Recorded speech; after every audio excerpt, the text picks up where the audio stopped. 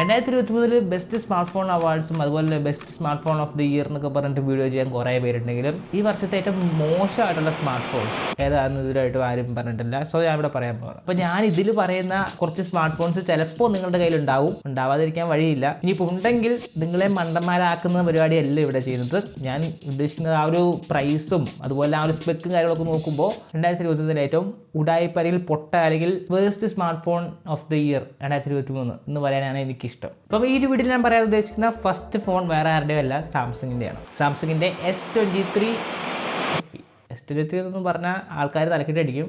S23 FE ആണ്. Okay, first അതിൻ്റെ പ്രശ്നം അതിൻ്റെ ആ ഒരു ഡിസൈൻ തന്നെയാണ്. S23യുടെ same camera cutout, aluminium frame, പിന്നെ അവിടെ ഒരു വലിയ കണ്ണാടിയാണ് നമുക്ക് കാണാൻ പറ്റുക. ഗ്ലോസി ബാക്കാണ്. ഓക്കെ, ഈ ഒരു ബാക്കിൻ്റെ ഏറ്റവും വലിയ പ്രത്യേകത നമ്മളിപ്പം കേസ് ഇടാതെ യൂസ് ചെയ്യുന്നുണ്ടെങ്കിൽ ഫിംഗർ പ്രിൻറ്റും കാര്യങ്ങളൊക്കെ വരും. എന്തായാലും 90% പേരും കേസ് ഇടാനായിരിക്കും ഉദ്ദേശിക്കുന്നത്. അപ്പോൾ അങ്ങനെ ഒരു വിഷയം വരുന്നില്ല. പക്ഷേ എങ്കിലും കഴിഞ്ഞ പ്രാവശ്യത്തെ ഡിസൈനെ പറ്റി നോക്കുവാണെങ്കിൽ നമുക്ക് പ്ലാസ്റ്റിക് ബാക്ക് ആയിരുന്നു കിട്ടിയത്, അതായത് S21 FEയിൽ. അത് ഇത്രയോടെയും അടിപൊളിയാണ്, ഒരു പ്രീമിയം ഫീൽ നമുക്ക് കൊണ്ടുവരും. ഈ ഒരു ഗ്ലോസി ബാക്കും ആ ഒരു ക്യാമറ കട്ടൗട്ടൊക്കെ വരുമ്പോൾ, അതായത് S23ലേക്ക് വരുമ്പോൾ വൻ ഷോക്കായിട്ടാണ് എനിക്ക് തോന്നുന്നത്. പിന്നെ ഈ ഒരു ഗ്ലാസിൻ്റെ ഒക്കെ പ്രൊട്ടക്ഷൻ എന്താണെന്ന് അറിയില്ല, സാംസങ് കൂടെ കാണിക്കുന്നത് ഈ പ്രാവശ്യത്തെ ആ ഒരു പ്രൊട്ടക്ഷനൊക്കെ അത്യാവശ്യം കുറച്ചിട്ടുണ്ട്. അതായത് മറ്റേ ആ ഒരു ഗൊറില്ല ഗ്ലാസ് 5 ആണ് യൂസ് ചെയ്തിട്ടുള്ളത്. കഴിഞ്ഞ പ്രാവശ്യത്തെ S21 FEയിലേക്ക് വരുമ്പോൾ അവിടെ ഗൊറില്ല ഗ്ലാസ് വിക്ടസ് ആണ് യൂസ് ചെയ്തിട്ടുള്ളത്. ഈ ഒരു 49,000 രൂപയ്ക്ക് സ്റ്റാർട്ട് ചെയ്യുന്ന ഈ ഒരു ഡിവൈസിന് ഫാൻ എഡിഷൻ എന്നും പേരിട്ടിട്ട് ഈ രീതിയിലുള്ള പ്രൊട്ടക്ഷനൊക്കെയാണ് കൊടുക്കുക. ഗൊറില്ല ഗ്ലാസ് 5 അത്യാവശ്യം നല്ല പ്രൊട്ടക്ഷൻ തന്നെയാണ്. പക്ഷേ ഇപ്പോഴത്തെ സ്റ്റാൻഡേർഡ്, അതായത് കഴിഞ്ഞ പ്രാവശ്യത്തെ വെച്ച് കമ്പയർ ചെയ്യുമ്പോൾ ഇവിടെ നമുക്ക് വിക്ടസ് വരുന്നില്ല. അത്യാവശ്യം നല്ല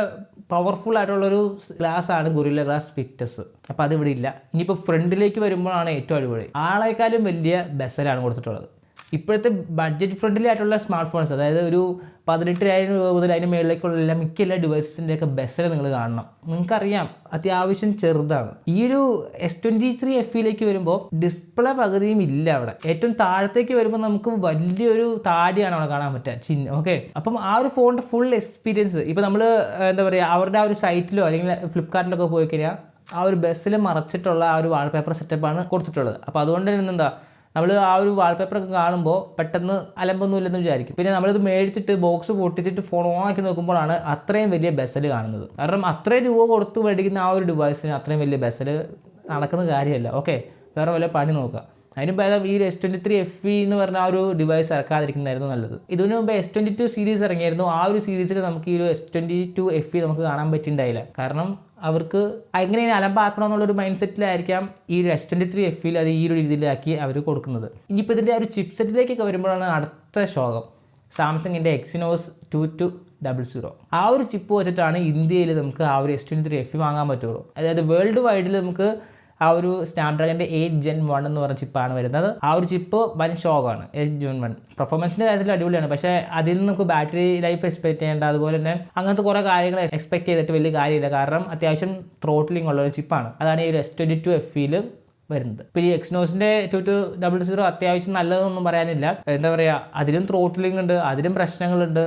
പിന്നെ എന്താ പറയുക, അതിൻ്റെ ആ ഒരു ഫ്ലാഷിപ്നെസ് തരുന്നത് സാംസങ്ങിൻ്റെ കുറേ എക്സ്ക്ലൂസീവ് ഫീച്ചേഴ്സ്, അതായത് S സീരീസിൽ വരുന്ന ഫീച്ചേഴ്സൊക്കെ നമുക്ക് ഈ ഒരു ഡിവൈസിലും വരുന്നതാണ്. അതായത് സാംസങ്ങിൻ്റെ ഡെക്സ് എന്ന് പറയുന്ന ഫീച്ചർ. S സീരീസിലുള്ള സ്മാർട്ട് ഫോൺ ആണ് നിങ്ങളുടെ കയ്യിലുള്ളെങ്കിൽ നിങ്ങൾ ആ ഒരു ഫോൺ എടുത്തിട്ട് ഏതെങ്കിലും മോണിറ്ററിലോ TV ഒക്കെ കണക്ട് ചെയ്യുമ്പോൾ സാംസങ്ങിൻ്റെ ഒരു PC ലൈക്ക് ഇൻ്റർഫേസ് ആണ് ഈ ഒരു സാംസങ് ഡെക്സ്. അതൊക്കെ നമുക്ക് S23 FEയിൽ നമുക്ക് സപ്പോർട്ട് ചെയ്യുന്നുണ്ട്. പിന്നെ ബാക്കി സ്പെസിഫിക്കേഷനിലേക്ക് വെച്ച് നോക്കുമ്പോൾ സംഭവം പ്രീമിയം തന്നെയാണ്. ഡിസ്പ്ലേ ടെക് ആയാലും ബാറ്ററി സെറ്റപ്പ് ആയാലും കാര്യങ്ങളൊക്കെ. ക്യാമറയിലേക്ക് വരുമ്പോഴാണ് ഒരു പ്രശ്നം. ക്യാമറ ഇവിടെ അത്യാവശ്യം എന്താ പറയുക, ഒരു മിഡ് റേഞ്ച് ഫ്ലാഷ് ബ്രേഞ്ച് അതിൻ്റെ ഇടയ്ക്ക് നിൽക്കുന്നൊരു ക്യാമറ സെറ്റപ്പാണ്. അവിടെ ഇവിടെയും കുറേയധികം പ്രശ്നങ്ങളും അങ്ങനത്തെ കുറേ ഇഷ്യൂസ് ഈ ഒരു ക്യാമറ ഫേസ് ചെയ്യുന്നുണ്ട്. അങ്ങനെയാണ് പല ക്രിയേറ്റേഴ്സും പറഞ്ഞിട്ടുള്ളത്. നമുക്ക് കാണാനും പറ്റും. സാധാരണ S21 FE അതുപോലെ തന്നെ S20 FEയിലൊക്കെ നമുക്ക് നല്ല ക്യാമറ, അതായത് മെയിനായിട്ടും S20 FEയിൽ നമ്മൾ നല്ല ക്യാമറ എന്താ പറയുക ക്വാളിറ്റിയാണ് കണ്ടുകൊണ്ടിരുന്നത്. അത് ഈ S21 FEയിലേക്ക് വരുമ്പോൾ കുറച്ച് കുറഞ്ഞു. S23യിലേക്ക് വരുമ്പോൾ അതിന് നന്നായിട്ട് കുറഞ്ഞിട്ടുണ്ട്. അത്രേ ഉള്ളൂ പറയാം. ഇനിയിപ്പോൾ ഈ ലിസ്റ്റിലെ ഫോണുകൾ പറയുന്നതിനേക്കാളും മുമ്പ് നിങ്ങളുടെ എക്സ്പീരിയൻസ് ഇതുവരെ കേട്ടിട്ട് നിങ്ങളുടെ എക്സ്പീരിയൻസ് നിങ്ങൾക്ക് എന്താണ് പറയാനുള്ളത് ധൈര്യമായിട്ട് താഴെ കമൻറ്റ് ചെയ്യുക. ഓക്കെ, എന്ത് പറയാലും അത് അക്സെപ്റ്റ് ചെയ്യാൻ തെറി ഒഴിച്ച്. ഓക്കെ, സബ്സ്ക്രൈബ് ചെയ്തില്ലെങ്കിൽ ഇപ്പോൾ തന്നെ സബ്സ്ക്രൈബ് ചെയ്യുക. ഇനിയിപ്പോൾ ഈ ലിസ്റ്റിലെ രണ്ടാമത്തെ ഡിവൈസ് നമ്മളുടെ ജനപ്രിയ ബ്രാൻഡ് എന്നൊക്കെ പറയാം റിയൽമിയുടെ ആണ്. ഓക്കെ, ജനപ്രിയെന്നൊന്നും പറയാൻ പറ്റില്ല, എങ്കിലും മിക്കവരും റിയൽമി മേടിക്കുന്നുണ്ട്, നല്ല യൂസർ എക്സ്പീരിയൻസ് ആയതുകൊണ്ട് തന്നെ. പക്ഷെ എന്താണെന്ന് അറിയില്ല, 2023 അവർക്ക് അത്യാവശ്യം എന്താ പറയുക അഴിഞ്ഞാടാൻ പറ്റിയില്ല, അതാണ് മെയിനായിട്ടും പറയാനുള്ളത്. ഇനിയിപ്പോൾ 2024 ഒരു കുറേ സംഭവങ്ങൾ ഇറക്കുന്നുണ്ട്. ഇപ്പം പെരിസ്കോപ്പ് ലെൻസ് ഒക്കെ ആയിട്ട് ഏതോ സ്മാർട്ട് ഫോൺ വരുന്നുണ്ട്. റിയൽമി 12 ആണെന്ന് തോന്നുന്നു. റിയൽമി 12 സീരീസിൽ നമുക്ക് പെരിസ്കോപ്പ് ലെൻസ് ആദ്യമായിട്ട് വരുന്നുണ്ടെന്നൊക്കെ പറയുന്നുണ്ട്, വരും പറയാം. അപ്പോൾ റിയൽമി ഉണ്ടാക്കിയ ഏറ്റവും ഉടായ്പ സ്മാർട്ട് ഫോൺ, അതായത് വേസ്റ്റ് സ്മാർട്ട് ഫോൺ എന്ന് പറയാനായിട്ട് റിയൽമി നാർസോ 60 Pro. നിങ്ങൾ വേറെ ഒന്നും ചെയ്യേണ്ട, Realme Narzo 60 Pro, Realme 11 Pro Plus, ഇത് മൂന്നും അടുപ്പിച്ച് ഞങ്ങൾക്ക് വെക്കാം. ഇതിനകത്ത് ഏതാണ് റിയൽമി 11 Pro Plus എന്നും അതുപോലെ തന്നെ 11ഉം നാർസോ 60 Pro ആയതെന്ന് നമുക്ക് തിരിച്ചറിയാൻ കുറച്ച് കഷ്ടപ്പാടാണ്. ഫ്രണ്ട് നോക്കിക്കഴിഞ്ഞാൽ കേർവ്ഡ് ഡിസ്പ്ലേ ആണ് മൂന്നെണ്ണത്തിലും, ബാക്കിലേക്ക് വന്നാലും ഏകദേശം സെയിം ഡിസൈൻ. റിയൽമി 11 Pro Plusൽ നമുക്ക് ക്ലോത്തും കാര്യങ്ങളൊക്കെയാണ് അവിടെ യൂസ് ചെയ്തിട്ടുള്ളത്. ക്യാമറ മോഡ്യൂൾസിൻ്റെ കാര്യത്തിലും ആ ഒരു ഡിസൈൻ്റെ കാര്യത്തിലും സെയിം ആണ്, ചേട്ടൻ അനിയന്മാരാന്ന് പറയുള്ളൂ. പിന്നെ ഈ റിയൽമി നാർസോ 16 Pro യൂസ് ചെയ്യുന്നവരുണ്ടെങ്കിൽ എന്തായാലും ക്ഷമിക്കുക, കാരണം നിങ്ങൾക്ക് ആ ഒരു പ്രൈസ് ഉണ്ടായിരുന്നെങ്കിൽ ഇപ്പോൾ റിയൽമി 11 Pro Plus വാങ്ങായിരുന്നു. അതാണ് റിയൽമി ഇറക്കിയ ആ ഒരു സീരീസിലെ ഏറ്റവും ബെസ്റ്റ് സ്മാർട്ട് ഫോൺ എന്ന് പറയാനായിട്ട്. ഇപ്പോൾ ഈ റിയൽമി നാർസോ 16 Proൻ്റെ പ്രൈസ് എന്ന് പറയുന്നത് 29,000 അല്ലെങ്കിൽ 28,000 ആ ഒരു റേഞ്ചിലാണ് വരുന്നത്. ആ ഒരു റേഞ്ചിൽ തന്നെ നിങ്ങൾക്ക് ആ ഒരു റിയൽമി 11 Pro Plus മേടിക്കാൻ പറ്റും, 29,000 രൂപയുള്ളൂ. അതെന്താണ് ഈ 11 Pro Plus നല്ലതാണെന്ന് പറയാൻ കാരണം, റിയൽമിയുടെ ആ ഒരു നമ്പർ സീരീസൊക്കെ അത്യാവശ്യം മിഡ് റേഞ്ച് ഫ്ലാഷ് റേഞ്ചിൻ്റെ ഇടയ്ക്ക് നിൽക്കുന്ന ഒരു പെർഫോമൻസും അതുപോലെ തന്നെ ആ ഒരു ലുക്കും ഫീലൊക്കെ തരുന്ന ഒരു ഡിവൈസസ് ആണ്. അതുപോലെ തന്നെ നാർസോ എന്ന് പറയുന്നത് അത്യാവശ്യം ബഡ്ജറ്റും അതുപോലെ തന്നെ കുറച്ചൊക്കെ കാര്യങ്ങളൊക്കെ നമുക്ക് പുറമെ നല്ല ഡിസൈനും കാര്യങ്ങളൊക്കെ ആണെങ്കിലും അകത്ത്, അതായത് ഇൻറ്റേർണലി ആ ഒരു സോഫ്റ്റ്വെയറിലും അതുപോലത്തെ ആ ഒരു എക്സ്പീരിയൻസ് നാർസോയിൽ അത്ര നല്ലതല്ല. ഈ ബാക്കി സ്പെസിഫിക്കേഷനിലേക്ക് പോകുകയാണെങ്കിൽ 3 ഇനത്തിലും നമുക്ക് ഒരേ ചിപ്സെറ്റാണ് കാണാൻ പറ്റുക. മീഡിയടെക്കിൻ്റെ 7050 അത് അത്യാവശ്യം അടിപൊളിയായിട്ടുള്ള ചിപ്സെറ്റാണ്. എന്താ പറയുക, ഒരു മിഡ് റേഞ്ച് ഗെയിമിങ് കാര്യങ്ങളൊക്കെ നടക്കുന്ന ഒരു ചിപ്സെറ്റാണ്. പക്ഷേ ആ ഒരു സ്നാപ്ഡ്രാഗണിൻ്റെ 7+ Gen 2 ആയിട്ടുള്ള ഒരു കമ്പാരിസണൊന്നും നടക്കുന്ന കാര്യമല്ല ഈ ഒരു മീഡിയടെക്കിൻ്റെ ഈ ഒരു ചിപ്പിൽ. പിന്നെ റിയൽമി നാർസോ 16 Pro ഇവിടെ ബൂസ്റ്റ് ആയിട്ട് നിൽക്കുന്നതിനുള്ള കാരണം ഇതിൻ്റെ ആ ഒരു സ്റ്റോറേജ് കോൺഫിഗറേഷനും റാം കോൺഫിഗറേഷനുമാണ്.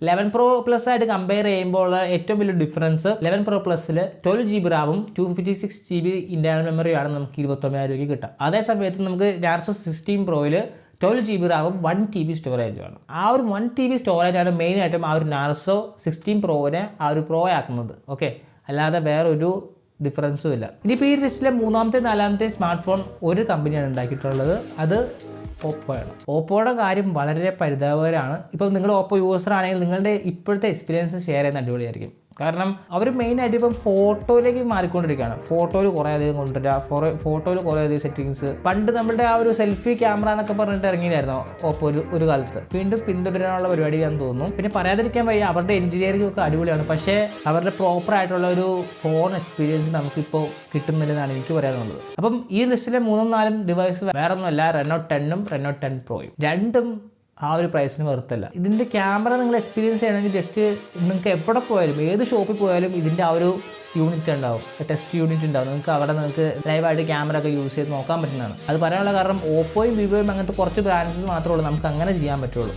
പിന്നെ ചില സ്ഥലത്ത് അവരുടെ റിസ്കിൽ പല ഡിവൈസസും വെക്കാറുണ്ടെങ്കിലും മെയിനായിട്ട് പൊതുവെ നിങ്ങൾ എവിടെ പോയാലും ഏത് ടെക് ഷോപ്പിൽ ഏത് മൊബൈൽ മേടിക്കാൻ പോകുന്ന ഷോപ്പിലായാലും നിങ്ങൾക്ക് ഈ സാധനം അവിടെ കാണാൻ പറ്റും, ഓപ്പോയുടെ എല്ലാ ഡിവൈസസും വിവോയും കാര്യങ്ങളൊക്കെ. അപ്പോൾ എന്തായാലും ഓപ്പോയുടെ ഒരു Reno 10 സീരീസ് സ്പെക്ക്, അതായത് പെർഫോമൻസിൻ്റെ വയസ്സിൽ ഇതിൻ്റെ ചിപ്പും അതുപോലത്തെ കാര്യങ്ങളൊക്കെ മടുപ്പാണ്. ഗെയിമിങ്ങിനായിക്കോട്ടെ അതുപോലത്തെ കാര്യങ്ങളൊക്കെ.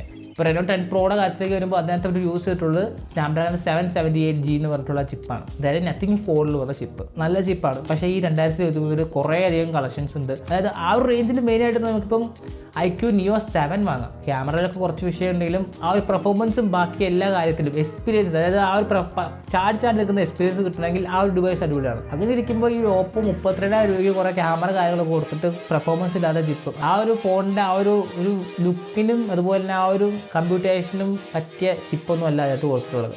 ഇതിപ്പോൾ Reno 10ൻ്റെ കാര്യത്തിലേക്ക് വരുമ്പോൾ അവിടെ നമുക്ക് മീഡിയടെക്കിൻ്റെ 750 എന്ന് പറഞ്ഞ ചിപ്പാണ്. ഒരു പെർഫോമൻസും അതുപോലെ തന്നെ ബാക്കി ഒരു ഡേ ടു ഡേ ലൈഫും അതുപോലെ തന്നെ ആ ഒരു ഫ്ലൂയിഡിറ്റിയുടെ കാര്യത്തിലേക്ക് വരുമ്പോൾ അതത്ര പോരെന്നാണ് എനിക്ക് പറയാനുള്ളത്. ഇപ്പോൾ Reno 10 യൂസേഴ്സ് ഉണ്ടെങ്കിൽ, അതായത് Reno 10 10 Pro അല്ലെങ്കിൽ 10 Pro Plusഉം യൂസ് ചെയ്യുന്നവരൊക്കെ ഉണ്ടെങ്കിൽ നിങ്ങളുടെ എക്സ്പീരിയൻസ് ഷെയർ ചെയ്യാം, നിങ്ങളുടെ ക്യാമറയും അതുപോലെ തന്നെ ഓവറോൾ പെർഫോമൻസ്. ഇനിയിപ്പം ഈ ഒരു ലിസ്റ്റൊക്കെ കണ്ടിട്ട് നിങ്ങളുടെ എക്സ്പീരിയൻസ് ഷെയർ ചെയ്യാം. ഇനിയിപ്പം ഇതിലും കൂടുതൽ വേസ്റ്റ് സ്മാർട്ട് ഫോൺസ് നിങ്ങൾക്ക് അറിയാമെങ്കിൽ ജസ്റ്റ് ആണ് കമൻറ്റ് ചെയ്യുക, എന്താണെന്നും എക്സ്പ്ലെയിൻ ചെയ്യാം. കാരണം ഒരു കമ്പനിയുടെ വേസ്റ്റ് സ്മാർട്ട് ഫോൺസ് കണ്ടുപിടിക്കുക എന്ന് പറഞ്ഞാൽ അത്ര എളുപ്പപ്പണിയൊന്നുമല്ല. കാരണം ഒരാൾക്കത് അടിപൊളിയാണെങ്കിലും വേറൊരാൾക്കത് അനുഗ്രഹമാണ്. ഓക്കെ, അതുപോലെ എല്ലാവർക്കും മാറി മാറി നിൽക്കും. പക്ഷേ ഞാൻ ഈ പറഞ്ഞ ഡിവൈസസ്, അതായത് നമ്മൾ കൊടുക്കുന്ന പ്രൈസിനും അതുപോലെ തന്നെ യൂസ് ചെയ്യുമ്പോൾ ഉള്ള എക്സ്പീരിയൻസും ആ ഒരു ഇൻ ഹാൻഡ് ഫീലും ആ ഒരു ഓവറോൾ ഡിസൈനും ഒക്കെ ആ ഒരു പ്രൈസിനുള്ളതല്ല ഉറപ്പായിട്ടും. ഇനിയിപ്പോൾ നിങ്ങൾക്ക് എന്തെങ്കിലും പറയാനുണ്ടെങ്കിൽ കമൻറ്റ് ചെയ്യുക, അത്രേ ഉള്ളൂ. നമുക്കത് സംസാരിച്ച് തീർക്കാം. ഓക്കെ, അപ്പോൾ എന്തായാലും ഇതുപോലത്തെ കുറേ അധികം വീഡിയോസ് വരുന്നുണ്ട്. ഇപ്പോൾ 2023 ഏകദേശം കഴിയാറായി. അപ്പോൾ എന്തായാലും ഹാപ്പി ന്യൂ ഇയർ പറയുകയാണ് ഈ ഒരു വീഡിയോ തന്നെ. പിന്നെ നമ്മുടെ ആ ഒരു കമ്മ്യൂണിറ്റി പോസ്റ്റിൽ മെയിനായിട്ട് ഞാനവിടെ പോൾസാണ് ഉദ്ദേശിക്കുന്നത്. ഓക്കെ, അല്ലാണ്ട് ഞാനവിടെ കുറേ ഫോട്ടോസും കുറേ ലിങ്കും കാര്യങ്ങളും ഇടാൻ ഞാൻ ഉദ്ദേശിക്കുന്നില്ല. എന്തെങ്കിലും ലിങ്കും കാര്യങ്ങളൊക്കെ ഉണ്ടെങ്കിൽ നിങ്ങൾക്ക് ഓരോ വീഡിയോസിൻ്റെയും താഴെ ഡിസ്ക്രിപ്ഷനിൽ കാണാൻ പറ്റും. അപ്പം പോളിൻ്റെ സജഷൻസും കാര്യങ്ങളൊക്കെ നിങ്ങൾക്ക് ഉണ്ടെങ്കിൽ ഓരോ വീഡിയോസിൻ്റെ അല്ലെങ്കിൽ ആ പോളിൻ്റെ ഇടയിൽ ഒന്ന് കമൻറ്റ് ചെയ്യുകയാണെങ്കിൽ നമുക്ക് അതിനനുസരിച്ചുള്ള വോട്ടും കാര്യങ്ങളൊക്കെ സെറ്റ് ചെയ്യാം. അപ്പോൾ എന്തായാലും ഈ ഒരു വീഡിയോയിലേക്ക് തന്നെ ഉള്ളൂ. ഓക്കെ.